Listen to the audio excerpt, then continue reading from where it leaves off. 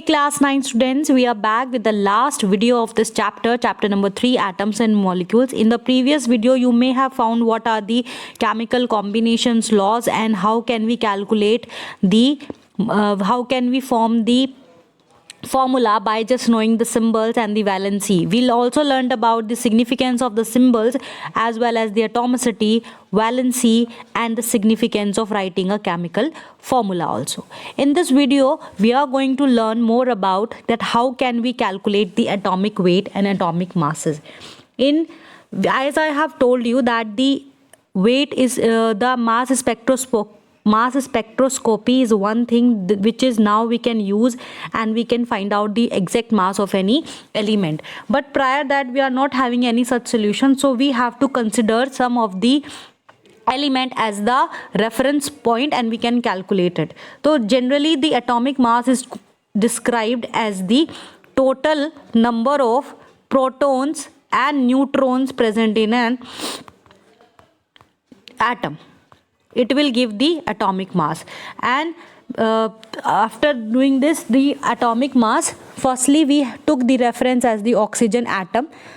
We took the oxygen atom as a reference point, and as we know that its atomic mass is 16 and it can combine with the all kinds of the elements present here, so that's why we consider it. But later on, after some years, carbon is considered to be the reference, so the mass of any atom, that is 1/12 of the mass of the carbon atom. The mass of the carbon atom is considered to be the 12, especially the carbon 12 isotope. Isotope means carbon could have the different isotopes, means the same element could have the different masses.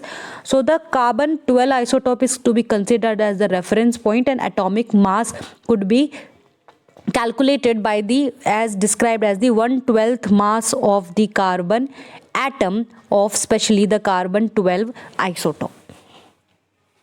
So atomic mass is the sum of the protons and neutrons of a single atom, and for the reference we took the reference of the carbon 12 nowadays. Similarly, different atoms have the different atomic masses. Like hydrogen is having the 1 U. Prior we use AMU, atomic mass unit. We described it as the mass of the any atom in the AMU unit. Now we can omit AMU and we use the U only to describe the atomic mass according to the IUPAC rules and regulations.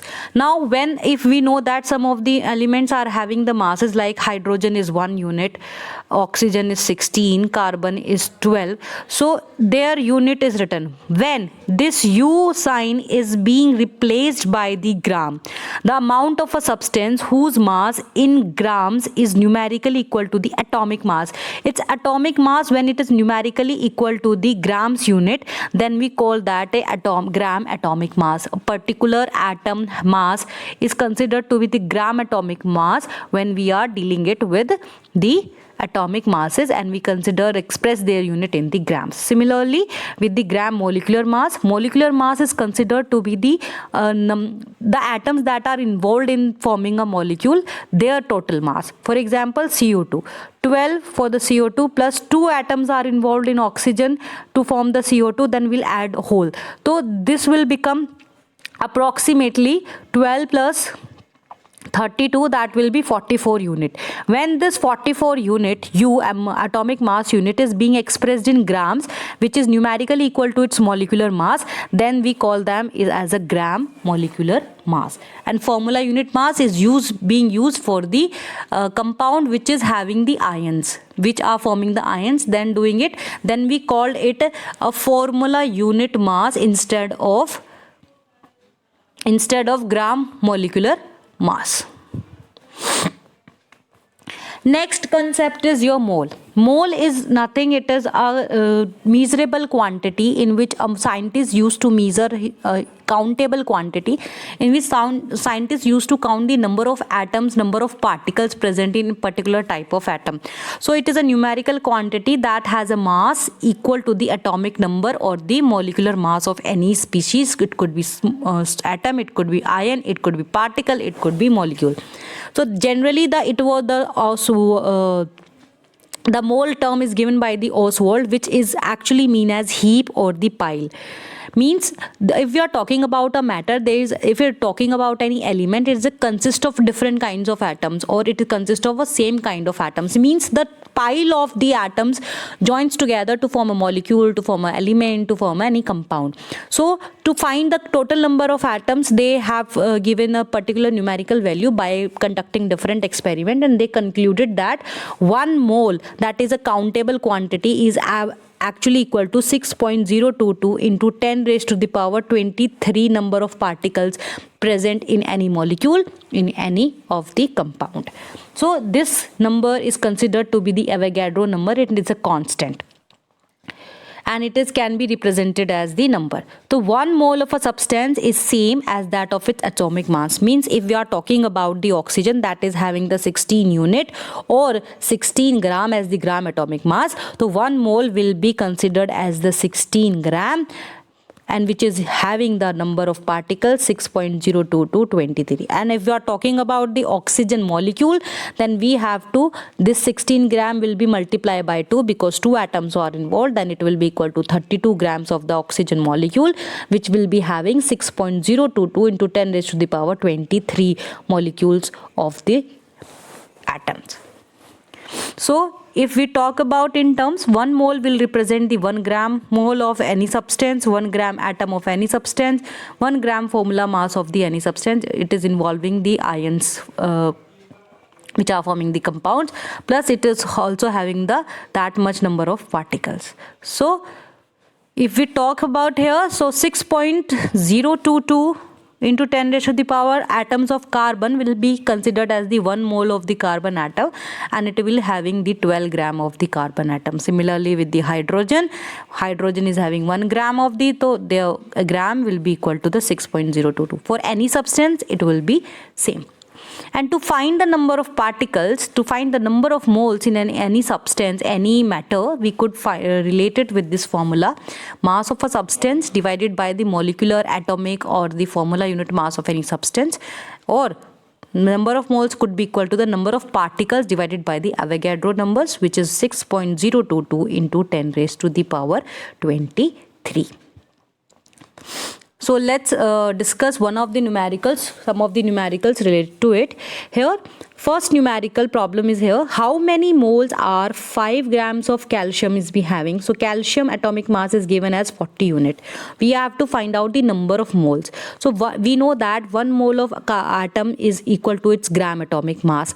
So 1 mole of calcium atom will be its gram atomic mass of the calcium. That means 1 mole will be 40 gram. It is asking how many moles will be required for the 5 gram of the calcium. So in a 5 gram of calcium, that what we are gonna do, so it will be 5 for the 5 gram of calcium, it will be 1 by 40 into 5. And if we apply the formula, that will said that number of moles, we need to find the number of moles, right? Number of moles will be equal to the mass of the element divided by its atomic mass in gram. So gram atomic mass.